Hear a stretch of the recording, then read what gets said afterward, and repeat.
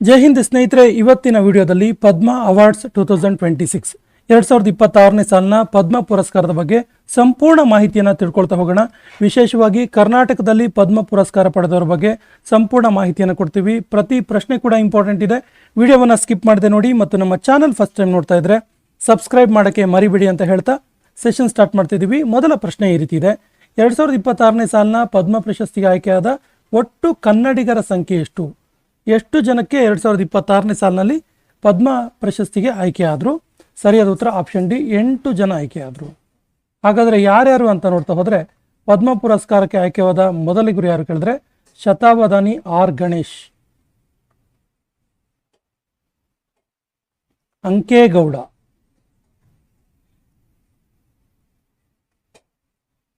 Prabhakar Kore,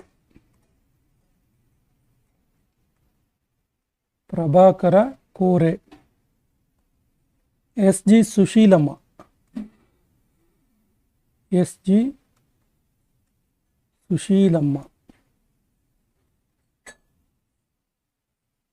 Shubha Venkatesh,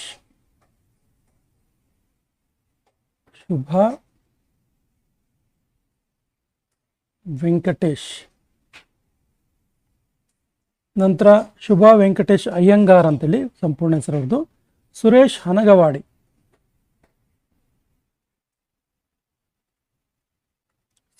Hanagavadi, Shashishekhar Vempati,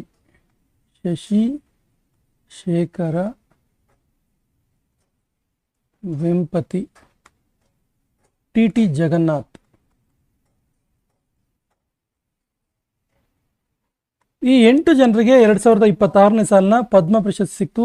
R Ganesh, Ankegowda, Prabhakar Kore, S G Sushilamma, Shubha Venkatesh Iyengar, Suresh Hanagavadi, Shashishekhar Vempati ಮತ್ತು T T Jagannath. ಕರ್ನಾಟಕದಿಂದ ಒಟ್ಟು 8 ಜನರು ಈ ಪ್ರಶಸ್ತಿಗೆ 2026 ಈ ವರ್ಷ ಆಯ್ಕೆಯಾದರು. 2026ನೇ ಸಾಲಿನ ಪದ್ಮಭೂಷಣ ಪ್ರಶಸ್ತಿಗೆ ಆಯ್ಕೆಯಾದ ಏಕೈಕ ಕನ್ನಡಿಗ ಯಾರು? ಈ ವರ್ಷ ಪದ್ಮಭೂಷಣ ಪ್ರಶಸ್ತಿ ಒಬ್ಬರಿಗೆ ಮಾತ್ರ ಸಿಕ್ತು. ಅವ್ರು ಯಾರು ಕೇಳಿದ್ರೆ Shatavadhani R Ganesh. Option A is the right answer. Shatavadhani R Ganesh ಅವರಿಗೆ ಪದ್ಮಭೂಷಣ ಪ್ರಶಸ್ತಿ ಸಿಕ್ತು. ಇವರು ಅವಧಾನವನ್ನು ಕೇಂದ್ರೀಕರಿಸುವಂಥ ಒಂದು ಪ್ರಕ್ರಿಯೆಯಲ್ಲಿ, ಒಂದು ಕಲೆಯಲ್ಲಿ ಇವರು ಪ್ರಸಿದ್ಧರು. ಅವಧಾನ, ಮೆಮೊರಿ, ಇದು ಒಂದು ಪ್ರಾಚೀನ ಸಾಹಿತ್ಯದ ಕಲೆಯಾಗಿದೆ. ಈ ಅವಧಾನ ಕೇಂದ್ರೀಕರಣ ಅನ್ನೋದು ಪ್ರಾಚೀನ ಸಾಹಿತ್ಯದ ಒಂದು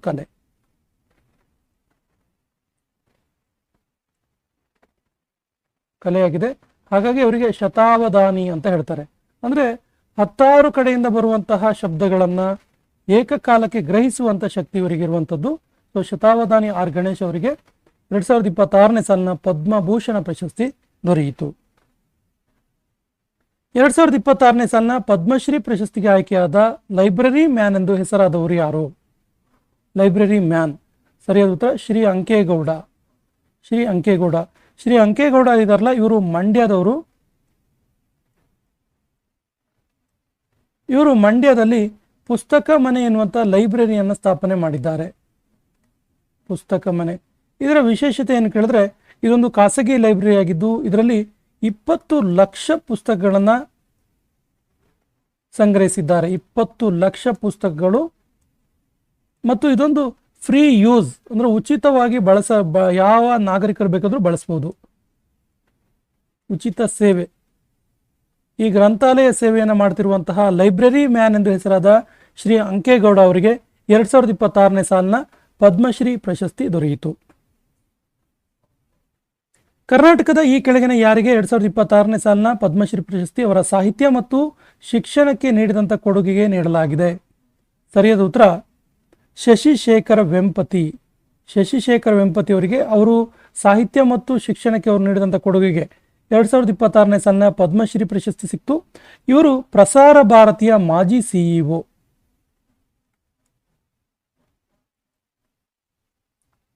ಪ್ರಸಾರ ಭಾರತಿಯ ಫಾರ್ಮರ್ ಸಿಇಒ ಆಗಿದ್ದಾರೆ. ಮಾಜಿ ಸಿಇಒ ಇವರು. ಇವರ ವಿಶೇಷತೆ ಏನು ಕೇಳಿದ್ರೆ ಇವರು ದೂರದರ್ಶನದ ಆಧುನಿಕತೆಗೆ ಒತ್ತು ನೀಡಿದರು.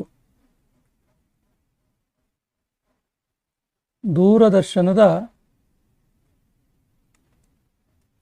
ಆಧುನಿಕತೆಗೆ ಒತ್ತನ್ನು ನೀಡಿದಂಥವರು. ಸೊ ಇವರು ನೀಡಿದಂತಹ ಶಿಕ್ಷಣ ಮತ್ತು ಸಾಹಿತ್ಯಕ್ಕೆ ನೀಡಿದ ಕೊಡುಗೆಗೆ ಪದ್ಮಶ್ರೀ ಅವಾರ್ಡ್ ಸಿಕ್ತು. ಇನ್ನೊಬ್ಬರಿಗೆ ಕೂಡ ಇದೇ ಒಂದು ಏರಿಯಾಕ್ಕೆ, ಇದೇ ಒಂದು ಕ್ಷೇತ್ರಕ್ಕೆ ಸಾಹಿತ್ಯ ಮತ್ತು ಶಿಕ್ಷಣಕ್ಕೆ ಪದ್ಮಶ್ರೀ ಪ್ರಶಸ್ತಿ ಸಿಕ್ತು ಕರ್ನಾಟಕದಲ್ಲಿ. ಅವ್ರು ಯಾರು ಕೇಳಿದ್ರೆ ಪ್ರಭಾಕರ ಕೋರೆ.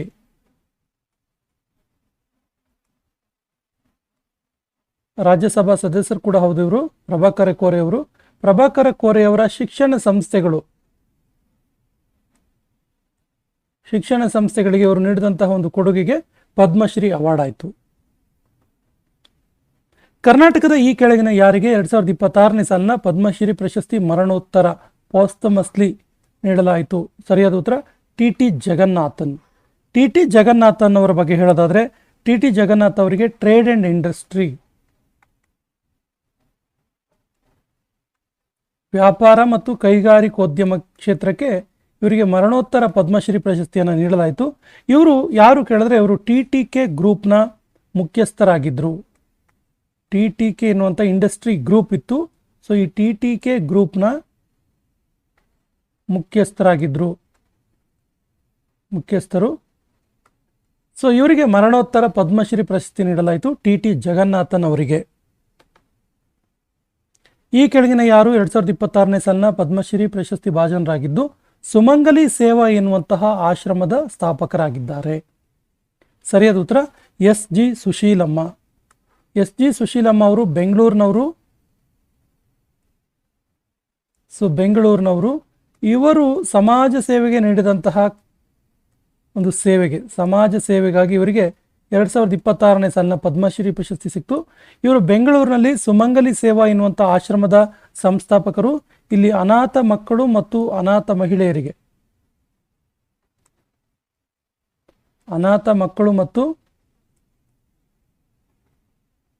ಮಹಿಳೆಯರಿಗೆ ಆಶ್ರಯವನ್ನು ನೀಡಿದ್ದಾರೆ. ಇವರು ನೀಡಿರುವಂಥ ಈ ಸೇವಾ ಕೈಂಕರ್ಯಕ್ಕೆ 2026ನೇ ಸಾಲಿನ ಪದ್ಮಶ್ರೀ ಪ್ರಶಸ್ತಿ ಸಿಕ್ತು. ಯಾರು ಕೇಳಿದ್ರೆ ಎಸ್.ಜಿ. ಸುಶೀಲಮ್ಮ. ಈ ಕೆಳಗಿನ ಯಾರು 2026ನೇ ಸಾಲಿನ ಪದ್ಮಶ್ರೀ ಪ್ರಶಸ್ತಿ ಭಾಜನರಾಗಿದ್ದು ವೈದ್ಯಕೀಯ ಕ್ಷೇತ್ರದಲ್ಲಿ ಈ ಒಂದು ಫೀಲ್ಡಲ್ಲಿ ಇವರು ಪ್ರಶಸ್ತಿಯನ್ನು ಪಡೆದರು? ಸರಿಯಾದ ಉತ್ತರ Suresh Hanagavadi. Option D is the right answer. Suresh Hanagavadi ಅವರ ವಿಶೇಷತೆ ಏನು ಕೇಳಿದ್ರೆ ಇವರ ಒಂದು ಆಸ್ಪತ್ರೆಯಲ್ಲಿ ಉಚಿತ ಚಿಕಿತ್ಸೆ ನೀಡಲಾಗುತ್ತೆ.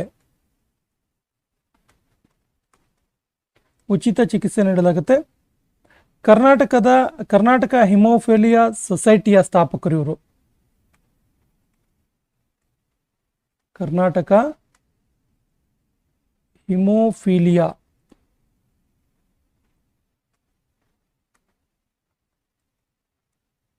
ಸೊಸೈಟಿಯ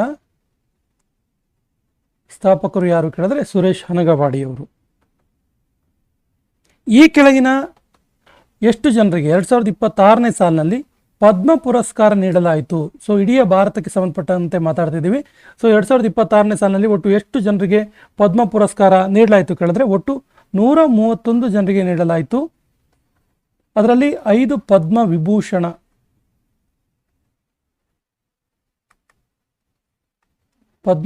ಪದ್ಮ ಪುರಸ್ಕಾರ ಅಂದರೆ ಅದರಲ್ಲಿ ಪದ್ಮ ವಿಭೂಷಣ, ಪದ್ಮಭೂಷಣ ಮತ್ತು ಪದ್ಮಶ್ರೀ ಪ್ರಶಸ್ತಿಗಳಿರ್ತವೆ. ಪದ್ಮ ವಿಭೂಷಣ ಇದರಲ್ಲಿ ಅತ್ಯುನ್ನತ ಪುರಸ್ಕಾರ 5 ಜನರಿಗೆ ದೊರೆಯಿತು. ಪದ್ಮಭೂಷಣ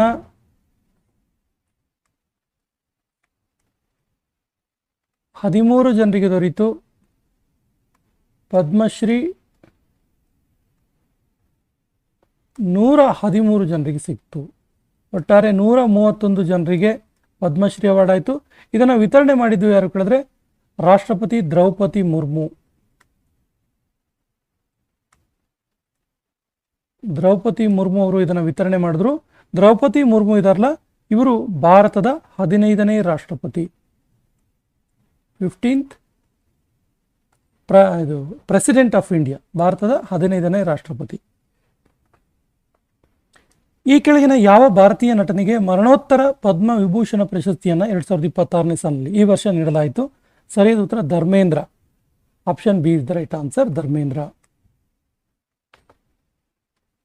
2026ನೇ ಸಾಲಿನ ಪದ್ಮಭೂಷಣ ಪ್ರಶಸ್ತಿ ಪಡೆದ ಎನ್ ರಾಜಂ ಯಾವ ಸಂಗೀತ ವಾದ್ಯಕ್ಕೆ ಇನ್ಸ್ಟ್ರೂಮೆಂಟಲ್ ಮ್ಯೂಸಿಕ್ಗೆ ಸಂಬಂಧಪಟ್ಟಿದ್ದಾರೆ? ಇನ್ಸ್ಟ್ರೂಮೆಂಟ್ ಮ್ಯೂಸಿಕ್ ತುಂಬ ಇಂಪಾರ್ಟೆಂಟ್ ಕ್ವಶನ್ ಇದು, SSCಯಲ್ಲೆಲ್ಲ ಕೇಳಿದ್ದಾರೆ ಇದನ್ನು. ಸೊ ಇವರಿಗೆ ವಯೋಲಿನ್ ವಾದನಕ್ಕೆ 2026ನೇ ಸಾಲಿನ ಪದ್ಮಭೂಷಣ ಪ್ರಶಸ್ತಿ ಸಿಕ್ತು. ಯಾರು? ಎನ್ ರಾಜಂ. ಈ ಕೆಳಗಿನ ಯಾವ ಭಾರತದ ಕ್ರಿಕೆಟ್ ತಂಡದ ಮಾಜಿ ನಾಯಕರಿಗೆ 2026ನೇ ಸಾಲಿನಲ್ಲಿ ಪದ್ಮಶ್ರೀ ಪ್ರಶಸ್ತಿ ನೀಡಲಾಯಿತು? ಸರಿಯಾದ ಉತ್ತರ ಆಪ್ಷನ್ ಸಿ, ರೋಹಿತ್ ಶರ್ಮಾ. 2026ನೇ ಸಾಲಿನಲ್ಲಿ ಪದ್ಮ ವಿಭೂಷಣ ಪ್ರಶಸ್ತಿ ಪಡೆದ KT ಥಾಮಸ್ ಇದಾರಲ್ಲ, ಇವರು ಯಾವ ಕ್ಷೇತ್ರಕ್ಕೆ ಸಂಬಂಧಿಸಿದ್ದಾರೆ? ಸರಿಯಾದ ಉತ್ತರ, ಇವರು ನ್ಯಾಯಾಂಗ ಕ್ಷೇತ್ರಕ್ಕೆ ಸಂಬಂಧಿಸಿದ್ದಾರೆ, ಜುಡಿಷಿಯರಿ.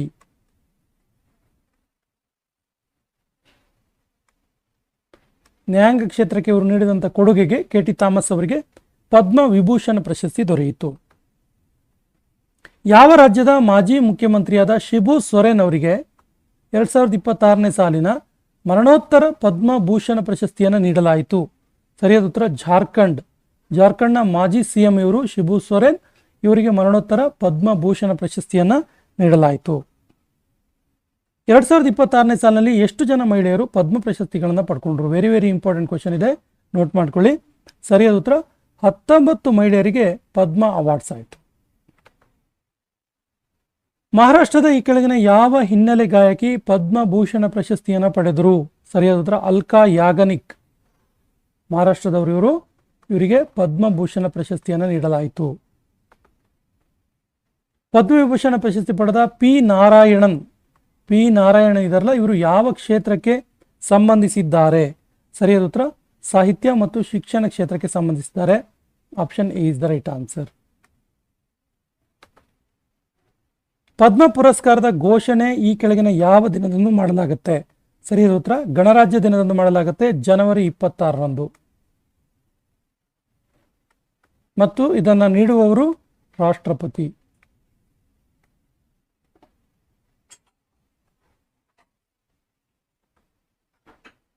ಭಾರತದ 2ನೇ ಅತ್ಯುನ್ನತ ನಾಗರಿಕ ಪುರಸ್ಕಾರ ಯಾವುದು? ಸರಿಯಾದ ಉತ್ತರ, ಪದ್ಮಭೂಷಣ. ಭಾರತದ ಅತ್ಯುನ್ನತ ನಾಗರಿಕ ಪುರಸ್ಕಾರ, ಸರ್ವೋಚ್ಚ ಹೈಯೆಸ್ಟ್ ಸಿವಿಲಿಯನ್ ಆನರ್ ಅಂತೀವಲ್ಲ, ಸರ್ವೋಚ್ಚ ನಾಗರಿಕ ಪುರಸ್ಕಾರ ಯಾವುದು ಕೇಳಿದ್ರೆ ಭಾರತ ರತ್ನ.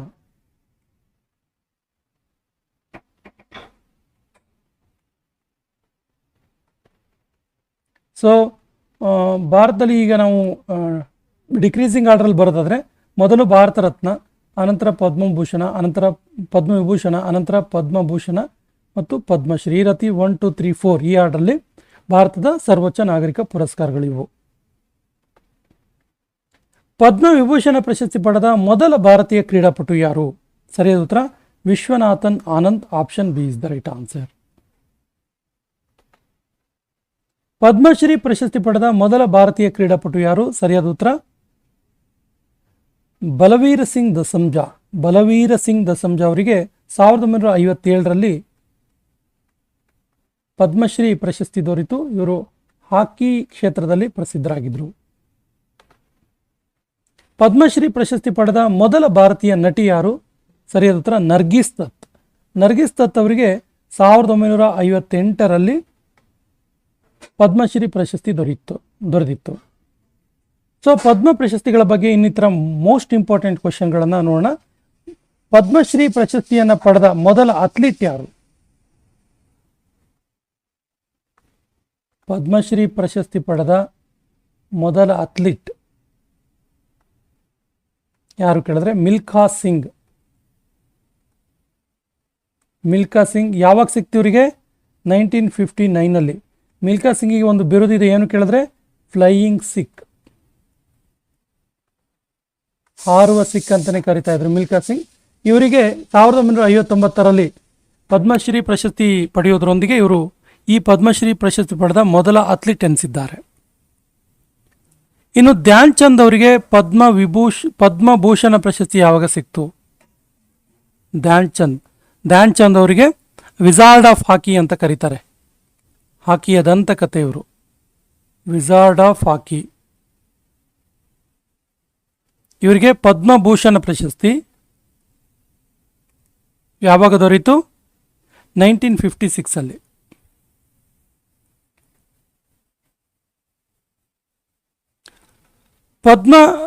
ಪದ್ಮಶ್ರೀ ಪ್ರಶಸ್ತಿ ಪಡೆದ ಮೊದಲ ತೃತೀಯ ಲಿಂಗಿ ಯಾರು? ಟ್ರಾನ್ಸ್ಜೆಂಡರ್ ಯಾರು ಅಂತ ಕೇಳಿದ್ರೆ ಇವರೊಬ್ಬ ಡ್ಯಾನ್ಸರ್, ನರ್ತಕಿ ನಟರಾಜ್.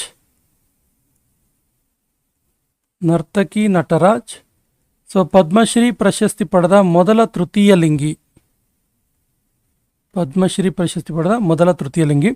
ಮತ್ತು ಈ 3 ಪ್ರಶಸ್ತಿಗಳು ಪದ್ಮಶ್ರೀ, ಪದ್ಮಭೂಷಣ, ಪದ್ಮವಿಭೂಷಣ ಇದೆಲ್ಲ 1954 ಸ್ಥಾಪನೆ ಆಯಿತು. ಇನ್ನೊಂದು ವಿಶೇಷವಾದ ಅಂಶ ಇದೆ ಈ ಪ್ರಶ್ನೆ ನಿಮಗೆ. ಪದ್ಮವಿಭೂಷಣ, ಪದ್ಮಭೂಷಣ ಮತ್ತು ಪದ್ಮಶ್ರೀ ಪ್ರಶಸ್ತಿ 3 ಪ್ರಶಸ್ತಿಯನ್ನು ಪಡೆದ ಭಾರತದ ಪ್ರಸಿದ್ಧ ಗಾಯಕ ಯಾರು? ಕರ್ನಾಟಕದಲ್ಲಿ ಕೂಡ ಅನೇಕ ಸಾವಿರಾರು ಹಾಡುಗಳನ್ನು ಹಾಡಿದ್ದಾರೆ. ಅವ್ರು ಯಾರು ಅಂತ ಹೇಳಿ ಕಮೆಂಟ್ ಬಾಕ್ಸಲ್ಲಿ ಕಮೆಂಟ್ ಮಾಡಿ.